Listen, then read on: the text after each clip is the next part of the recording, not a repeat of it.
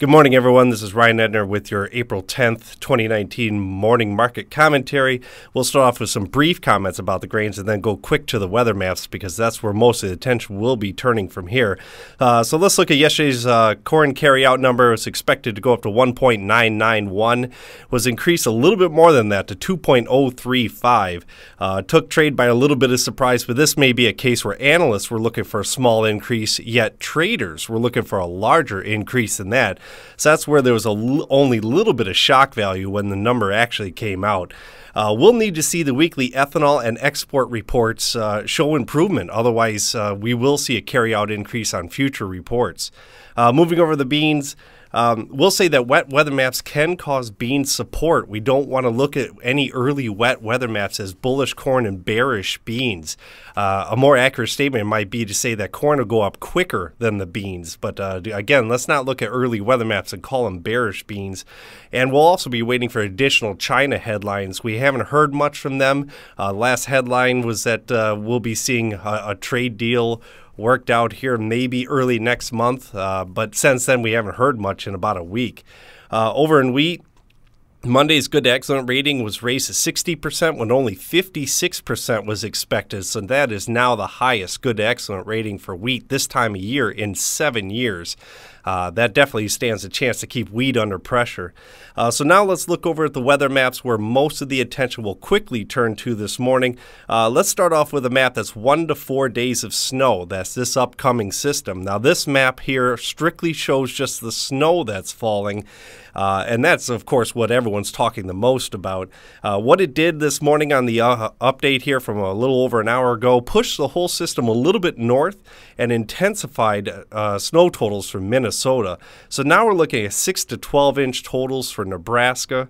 We're up to 20-inch totals for South Dakota, and if you look at southwest Minnesota on this map, you'll see totals up to the 30s, even a very small section of 35, but no matter how you shake that, it's quite the snow system.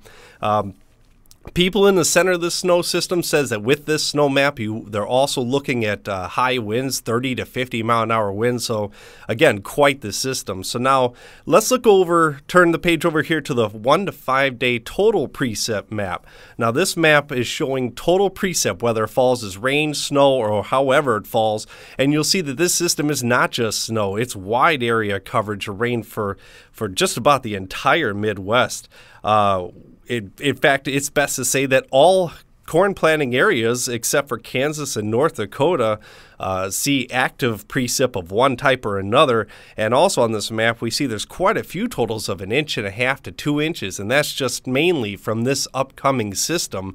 But these are totals for the whole 5 days.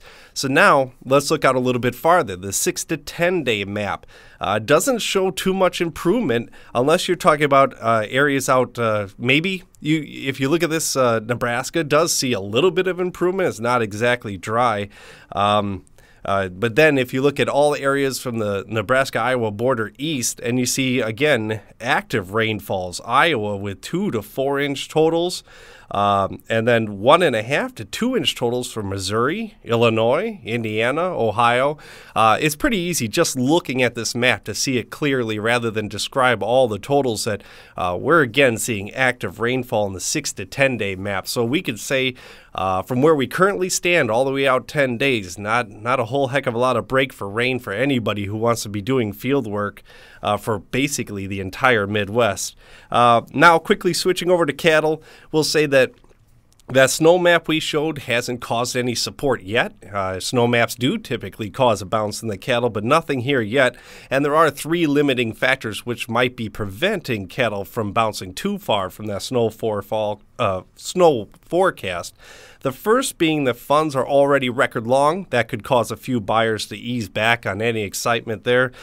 This week's show list is plus 12,700. That could limit a little bit of buying from the snow forecast. Also, while hogs haven't exactly influenced the cattle directly too much, hogs were limit down yesterday on a story that from China that African swine fever is quote unquote under effective control control.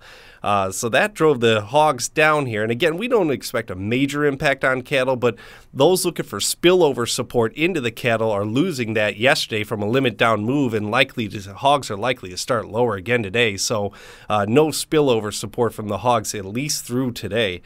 So that's what we're looking at for our markets we watch the most. If you have any questions, give us a call, 800-551-4626, and visit us on the web at allendale-inc.com.